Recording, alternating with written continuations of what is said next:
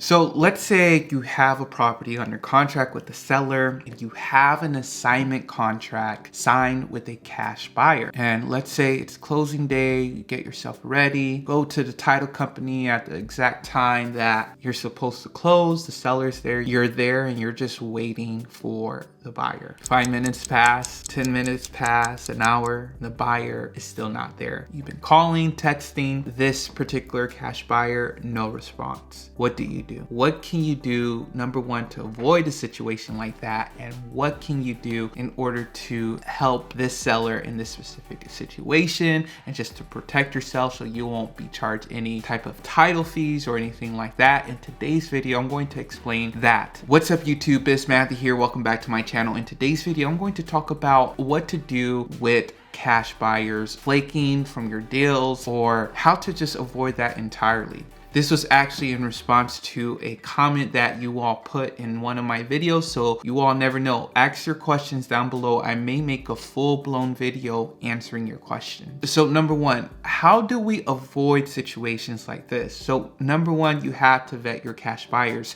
So how do you vet your cash buyers? Is by getting to know your cash buyers, calling them up, asking them how many deals are they currently working on? Are they doing any flips at the moment? Any projects they're working on? How many houses do they usually buy per month, per year, and different things like that? And what's their investment strategy? If from those questions, if you can get a general sense that this person is serious, then yeah, you can move on and send deals to this particular person. Now, another way to protect yourself, not only vetting the cash buyer is, which is essentially knowing your cash buyer. Maybe you meet them at real estate meetups and other things like that. Another thing that you have to do is that you have to require an earnest money deposit. Let's say you get in contract with a cash buyer. Usually on your assignment on contract, you have to put, or I strongly recommend, especially beginners and especially with first time cash buyers you're working with, put an earnest money deposits. Here in Tennessee, our house values are not the highest. Yes, in certain areas like Nashville and the larger cities, they are higher. But generally, if you require around $2,000 to $2,500 for a security deposit, earnest money deposit, that will suffice. That will lock in your buyer with your deal. So if your buyer's not willing, if they're just questioning, if they're saying, oh no, just forget about it, I'm going to close no matter what, you don't have to worry about it, that's a no. You let them know, hey, I understand you want this deal. I'm not going to sign this agreement until I have a security deposit down pat with the title company. So of course you can sign the contract because you signed the contract first and then they send a security deposit over to the title company, right? They don't give you the money directly. And so you let them know, until the title company lets me know that your security deposit is down, I will still be showing this property and advertising this property to other cash buyers. So you have to be firm on that. You have to be serious about that security deposit. Let's say a day passes or 2 days passes and you still haven't got word from the cash buyer that they sent in the security deposit, the earnest money, the EMD, or you haven't heard from the title company either. Then you have to move on. You have to call the cash buyer and say, hey, what's going on? Just let me know if I should go forward with this or not. If it doesn't get to the title company by this time, by this date, I'm going to void and cancel this agreement and continue on showing this property to other cash buyers, to other people that had other offers from. Now, let's say all of that happened. You're able to vet a cash buyer, you even have an earnest money deposit, and it comes down for closing and they want to back out of the deal. Cool, whatever. You collect your $2,500 for your time and services, or if you want to, you can split that half-half. You can give half to the seller for their inconveniences and you give half to yourself. If you want to give all of it to the sellers because maybe they had moving costs, maybe they bought a truck, just different things that they were preparing for to sell, this happens to them. You can do that. But what can you do now? Well, hopefully you had other offers that you can go back to, other cash buyers that were interested, that saw the property. And even if you have to go down a little bit lower with your price,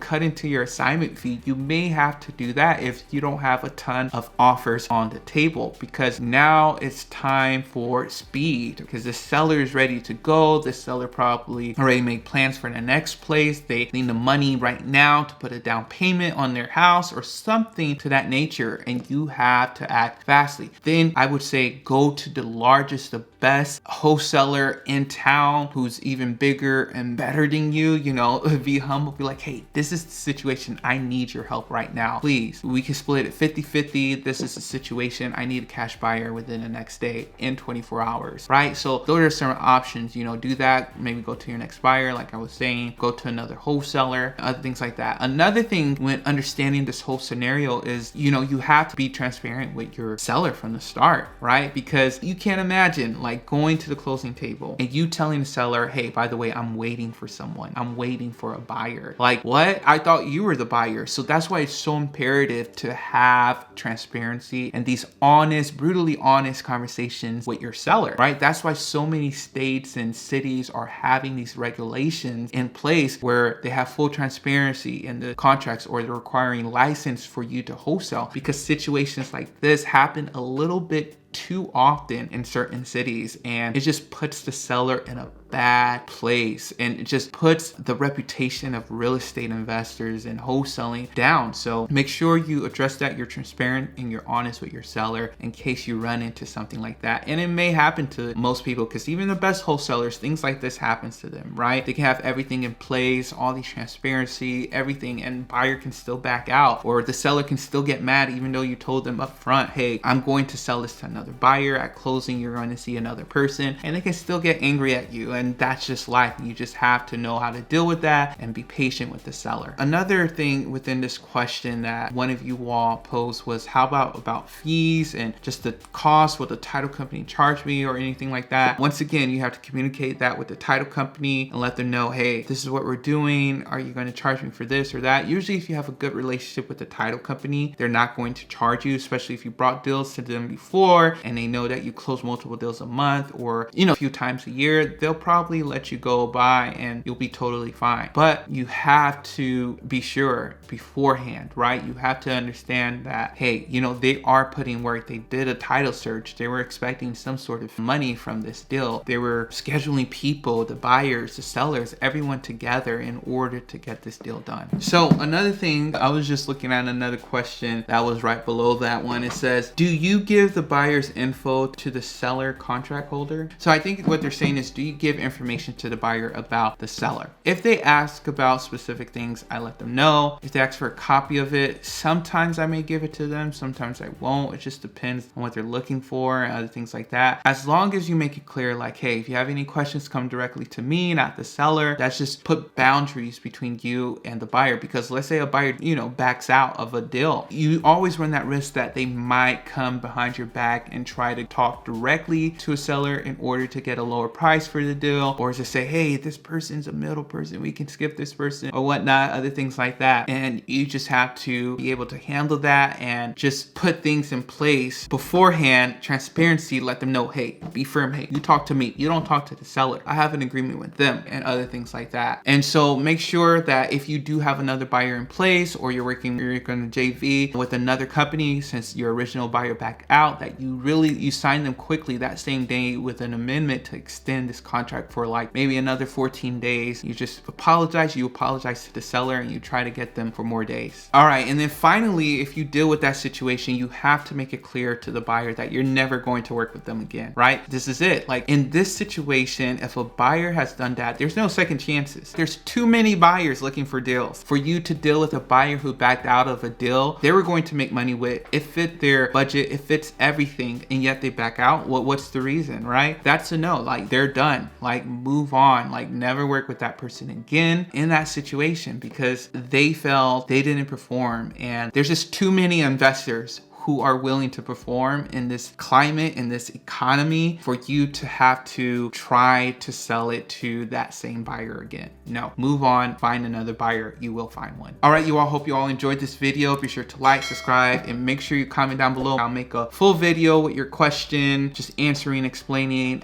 what to do. All right, you all, talk to y'all later.